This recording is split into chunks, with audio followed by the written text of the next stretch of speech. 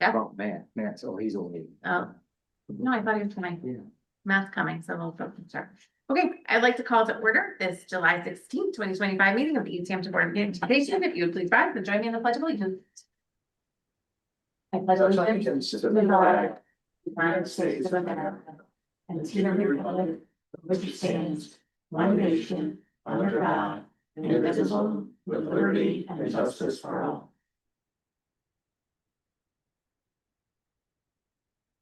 It is the mission of the East Hampton Public Schools to partner with our families and communities to prepare confident, compassionate, and collaborative learners who navigate a complex global society. I'm going to assume we have no audience of citizens this evening.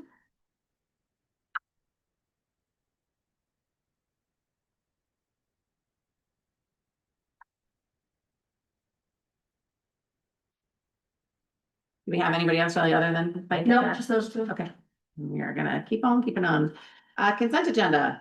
I have a motion to approve the consent agenda, which consists of the minutes from the June 16th, 2025 special meeting and the June 23rd, 2025 Board of Education regular meeting, as well as the approval for a teacher request for unpaid leave and acceptance of a teacher resignation as stated in personnel agenda items 8.1 and 8.2. So moved. Second. Motion is second. Any discussion? Hearing none. All those in favor? Aye. Thank you, Aye. everybody. Thank you. Sarah, are you there? I saw that asked to unmute for her. Yeah.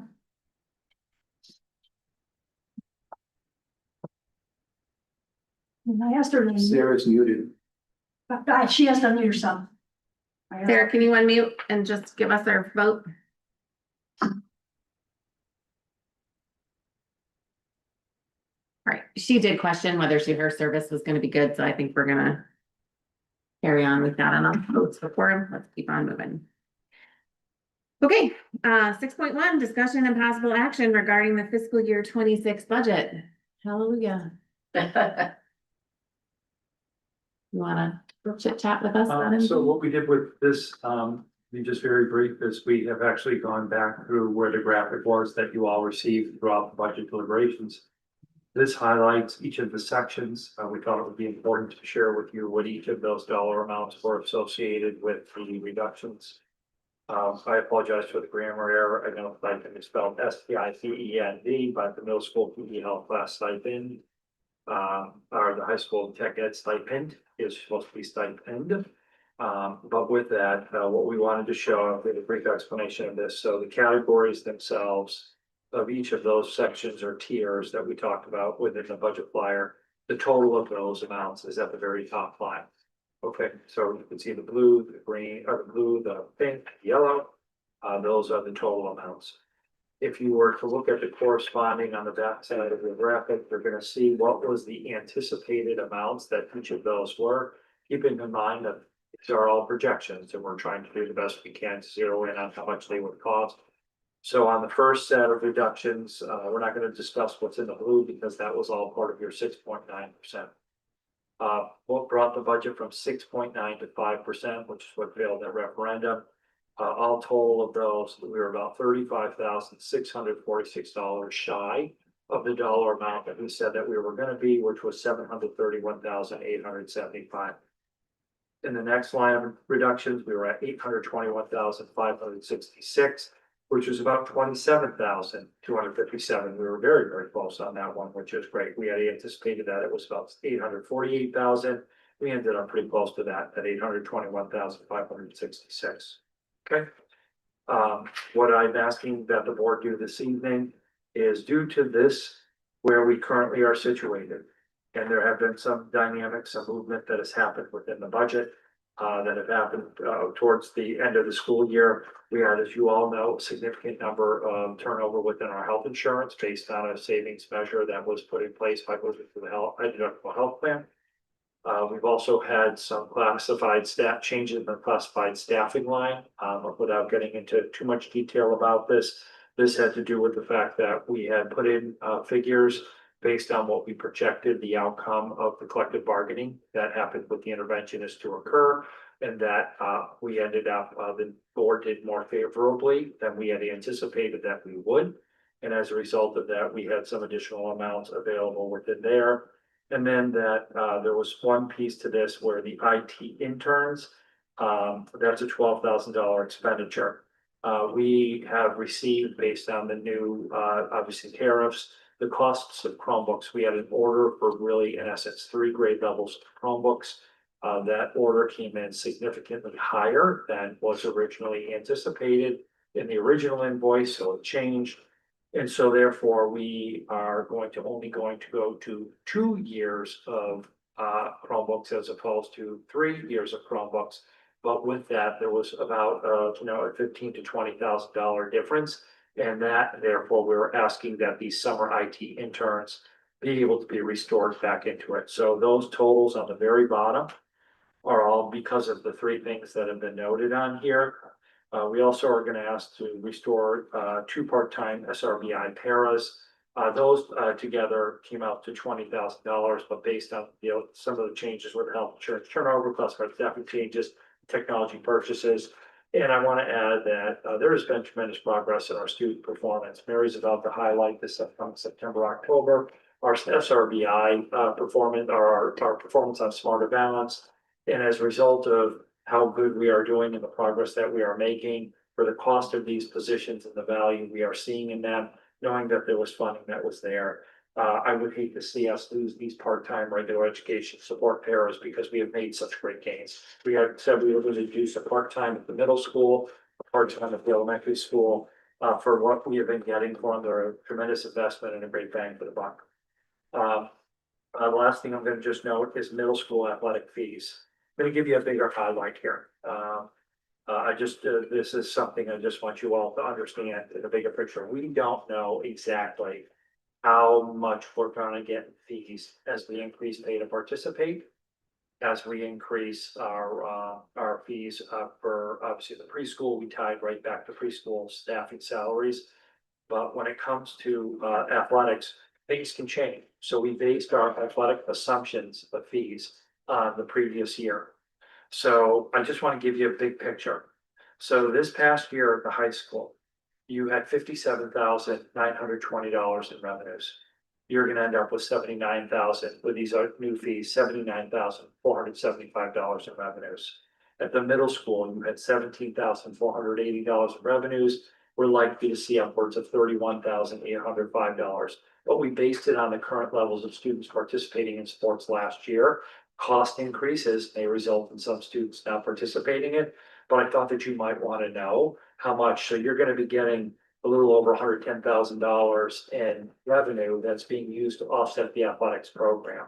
So I wanted you just to know that, but I don't want to be locked into particular dollars because there isn't a certainty around who's going to participate and how many. So we've given you estimations as to that. So with that being the case, we're asking that everything that you're seeing here, the area that's in green, we're going to restore those. And we have met the threshold. The total that we needed to come up with was a total of $37,725,499. We have met that threshold. That's the the number that you're going to vote on. Yeah, 38. yeah, can I read that again? I'm looking at a different document. So, with everything that's listed on here, plus the restoration, we are at $38,762,951. 38 million. 38,000,000, Yeah. sorry, everybody, 38,762,951.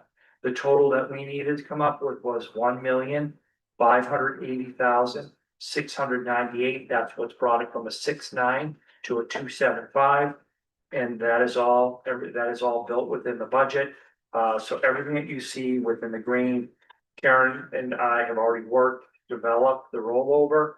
Everything exists in there, and I'm gonna ask that the board approve it. I have a quick question. Sure. I'm just wondering, where the 33,000, from the feds holding that back, how is that impacting this? We have yet to remove that from the budget. The anticipated Title II, Title IV revenues, I had sent the board an email on how much we were gonna lose.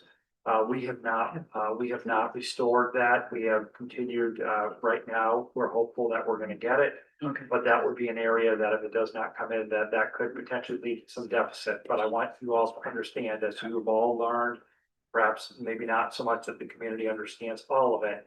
But the fact is that we still have areas where we could see savings.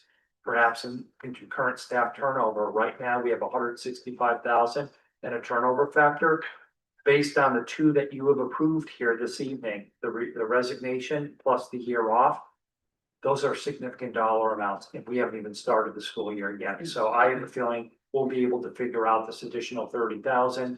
And the other thing is I believe, although I'm not gonna speak or speak out of turn, but I do believe that the town is gonna put a significant set aside into the special education reserve that will be happening over the course of this summer. Okay, thank you. So I have a question. The yellow section. You have the BOF reduction, post referendum 821,566. Everything underneath it adds up to that number. Everything that is underneath that adds up to the 821,566. Right, however, I think. The 60,000 in preschool. The athletic fees at 18,000 and the pay to park at 5,000 is revenue. Yeah, but those are what are helping us get to that total amount, that total dollar amount.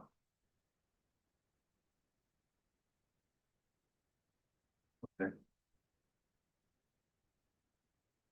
So we're putting it in as we had to reach a dollar amount. We had to reach the 821, so by putting in the 60,000 for the preschool. Based on the fact that we're collecting tuitions, that's helping us to get to that dollar amount. Because these are, I get it now. Okay, Okay, Okay. yeah, it's reverse psychology Okay. thinking on it, so I understand I where got you're you. coming Okay. from, yeah. Any other questions? I'm Chairman, to make a motion that the Board of Education adopt the fiscal year 26 budget as recommended by the superintendent of schools. I think you need to put the amount in there, which is right there. if you want Of it. $38,762.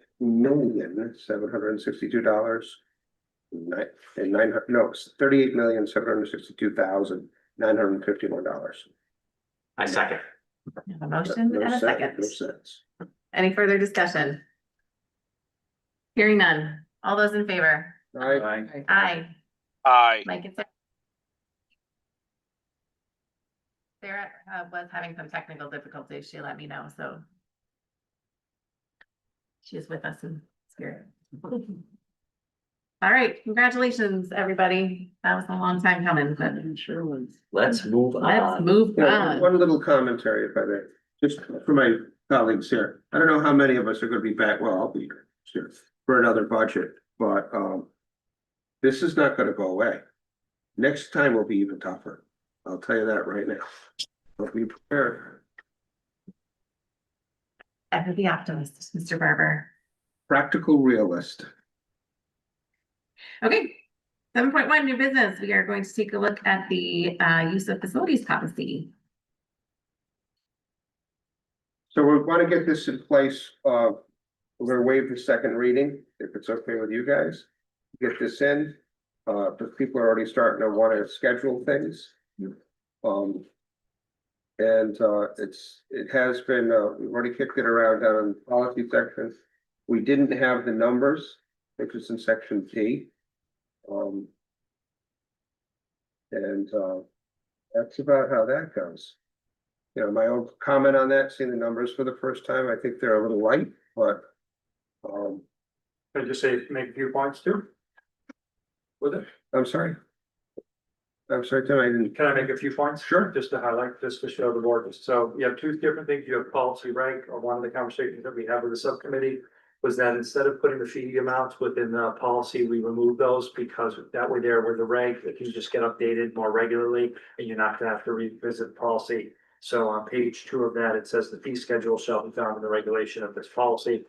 Moving into the second, into the regulation itself.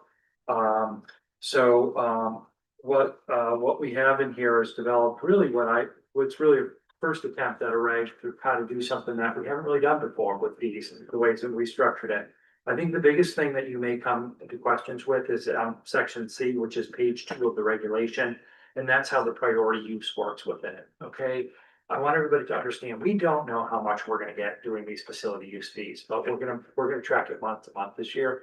So that we're able to better understand over the course of this year, how much revenue we're gonna generate. We don't know if we're gonna lose people that would have used facilities, that may not use facilities because of their fees. So this is something we really have to track over the course of this year. We'll report back to the board on it. The way it's gonna work is that any school use, any town use, any 503C, and you have to be a certified licensed 503C, having gone through the process. Those are nonprofit organizations. Those are the only individuals or groups that will have their fees waived for facility use. Anything beyond that, they're going to pay those fees. So if you get a question, the PTO member, we're gonna let all the PTOs know, there's a group that's out there that says to you, I'm really upset, I gotta pay fees, but you in the back of your mind know that they may be a nonprofit. They're not gonna have to pay fees, so it just may come up. I've already had a few questions that have come up in regards to it. I've even had PTOs that have asked, are we gonna be paying the fees? And the answer is, no, you're not. That could be something we want to address down the road about whether we have to start to charge a little bit more. Keeping in mind that even those groups have paid custodial fees. There's maintenance type fees that they have paid. This is more the facility use element of it. Custodial fees, or if there's got to be police coverage or armed security coverage, they're going to pay for those because that's personnel action. But this is just to use the facility itself. The fee structures, and I agree with Mr. Barber. It's like you don't know where's a good place to start with all of this and how much it is, and perhaps those might need to go up. But we did try to look at some of the areas, try to keep them comparable with where we are in the area. But depending on how much we make, if we don't really see that there's a lot of revenues coming in, or if the cost of products really starts to increase, then we're gonna have to go back and take a look at it and perhaps increase those.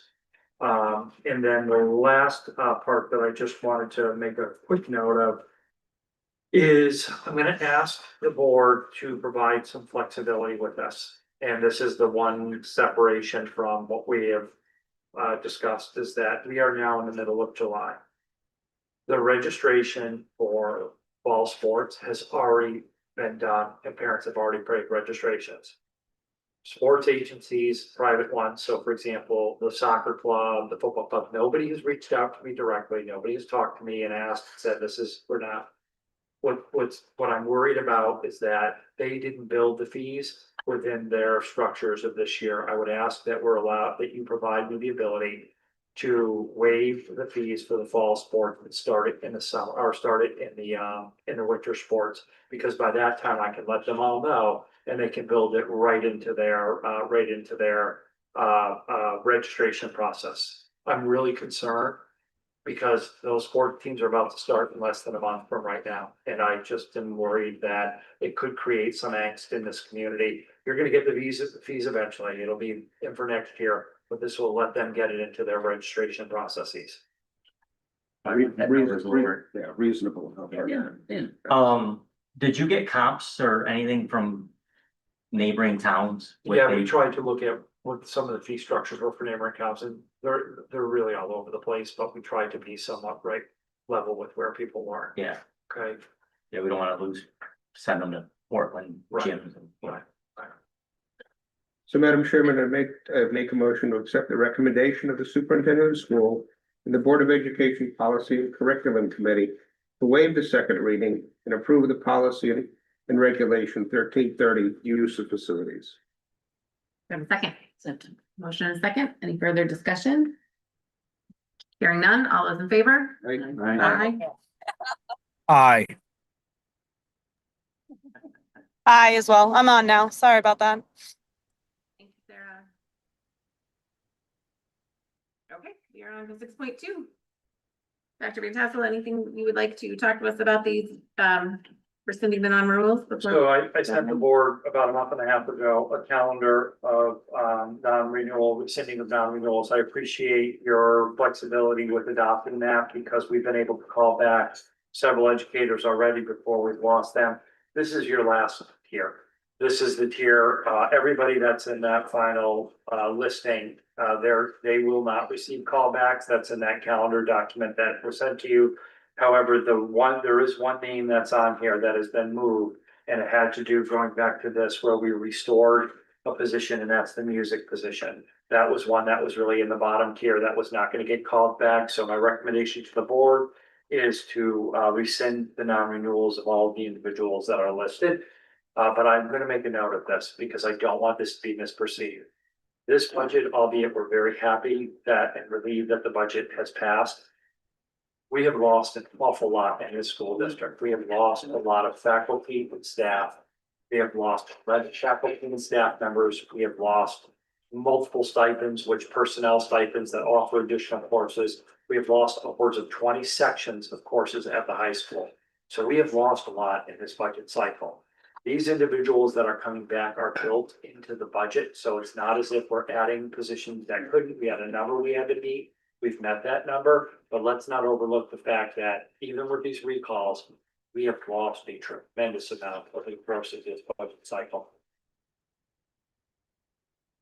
So I think that's an important point to make, just to reiterate the fact that these individuals were never eliminated and now being restored. They were ones that we gave non-renewals to in the event that we were cut further and unable to offer them employment. And for the agreement, we had to.